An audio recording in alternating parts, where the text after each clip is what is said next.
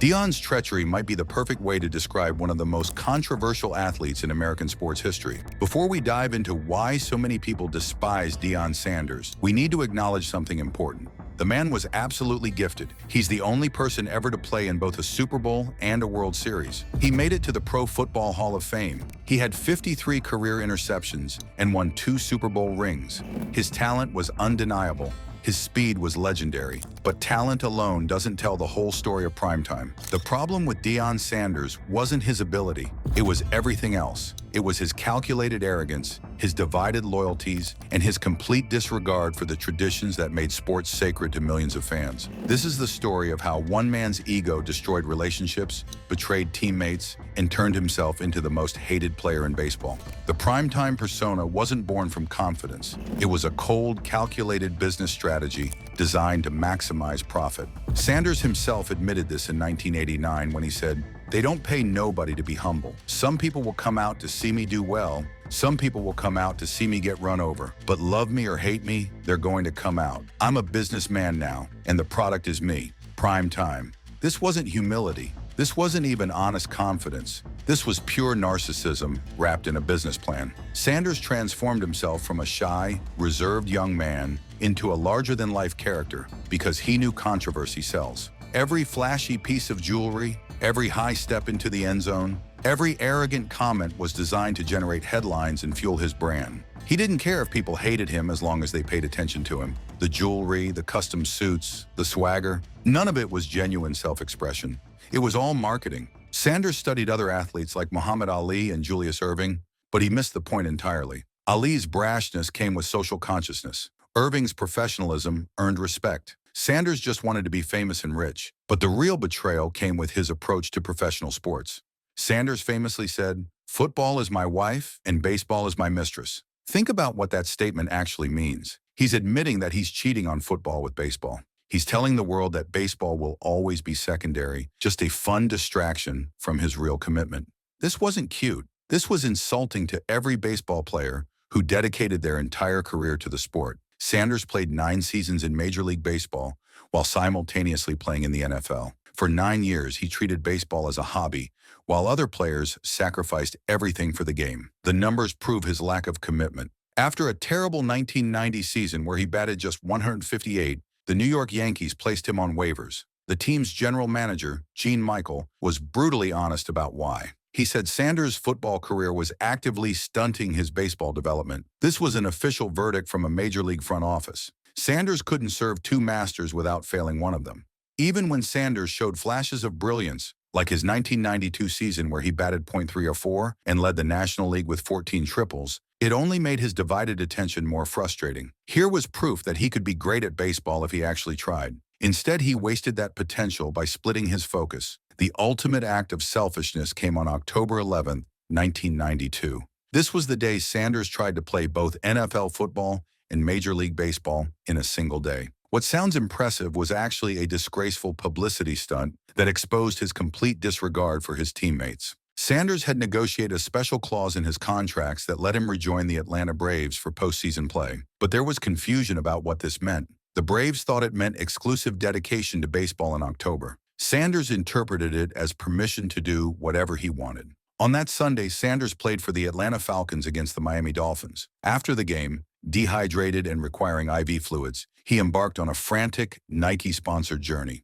A helicopter took him to a private jet, which flew him to Pittsburgh for Game 5 of the National League Championship Series. He arrived just in time for the game but never actually played. The Braves lost 7-1. The backlash was immediate and deserved. National broadcaster Tim McCarver absolutely destroyed Sanders on live television. McCarver called out Sanders for what everyone was thinking. This was a selfish publicity stunt that showed profound disrespect for his baseball teammates during their most important series of the year. McCarver was defending the integrity of the sport against someone who treated it like a joke. How did Sanders respond to this legitimate criticism? Like a spoiled child. After the Braves won the series during the champagne celebration in the clubhouse, Sanders found McCarver conducting interviews and dumped a bucket of ice water over his head. This wasn't playful revenge. This was a grown man who couldn't handle being called out for his selfishness. The water dumping incident perfectly captured Sanders' character. When faced with fair criticism about his lack of commitment, he didn't reflect or apologize. He lashed out like a bully. He turned a moment that should have been about team celebration into another primetime spectacle. Sanders' disrespect for baseball traditions reached its peak during a confrontation with Carlton Fisk on May 22, 1990. Fisk was everything Sanders wasn't, a veteran who embodied baseball's values of hustle, respect, and earning your place through dedication. Sanders was a 22-year-old rookie batting 143 who thought he was already a superstar. The incident began when Sanders used his bat to draw a dollar sign in the dirt of the batter's box. To Fisk, this was supreme arrogance from someone who hadn't earned the right to such displays. The situation got worse when Sanders hit a routine pop fly to the shortstop and didn't run to first base. Instead, he casually trotted back to the dugout. This broke one of baseball's most fundamental unwritten rules. Always hustle. It didn't matter if the ball was obviously going to be caught. You run anyway because that's what professionals do. Sanders couldn't be bothered with such basic respect for the game. Fisk erupted from behind the plate, screaming at Sanders to run out the ball and calling him names that can't be repeated here. When Sanders came to the plate again later in the game, he mumbled something to Fisk. When Fisk demanded to know what he said, Sanders made one of the most disgraceful comments in baseball history. "The days of slavery are over." This was inexcusable.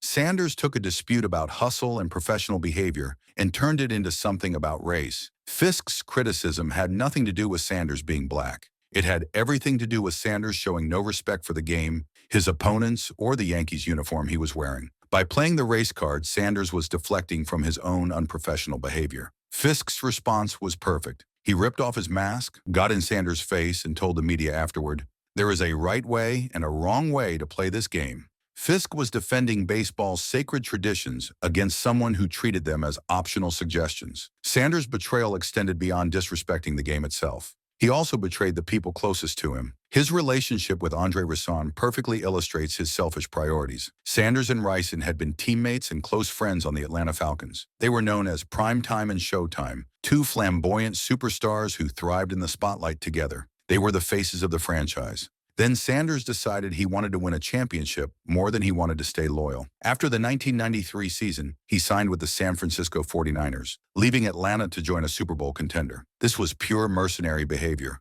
abandoning his team and his best friend to chase personal glory. When the 49ers traveled to Atlanta on October 16, 1994, for Sanders' first game against his old team, the bad blood was obvious. Sanders and Risson got into a physical altercation on the field that escalated into a full-blown fight. Sanders threw several punches that connected with Risson's helmet, but Sanders wasn't done humiliating his former friend. Later in the game, he intercepted a pass intended for Risson and returned it 93 yards for a touchdown. He celebrated with his signature high-stepping dance as he crossed into the end zone in front of his former home crowd. This wasn't just good football. This was calculated cruelty designed to maximize Risson's embarrassment. The sequence perfectly captured who Sanders really was, someone who would destroy personal relationships and betray longtime friends if it meant adding to his own legend. He turned what should have been a professional competition into a personal vendetta, all for the cameras. Even when Sanders and Risson reportedly reconciled after the game, the damage was done.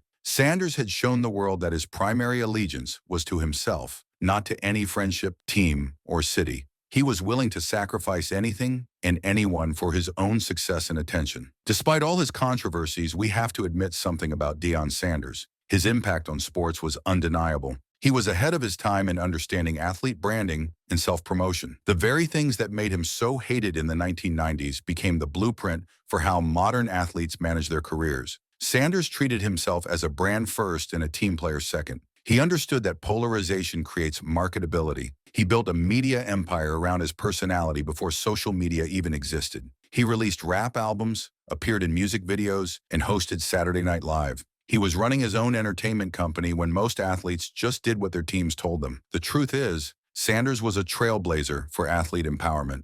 His unapologetic self-promotion and insistence on contractual flexibility became standard practice for superstars. Whether you loved him or hated him, he changed how athletes think about their careers and their worth. So what do you think? Was Deion Sanders a selfish traitor who disrespected the games he played? Or was he a brilliant businessman who was just ahead of his time? Let us know in the comments below. And if you enjoyed this deep dive into one of sports' most controversial figures, make sure to like this video and subscribe for more stories about the athletes who changed the game forever.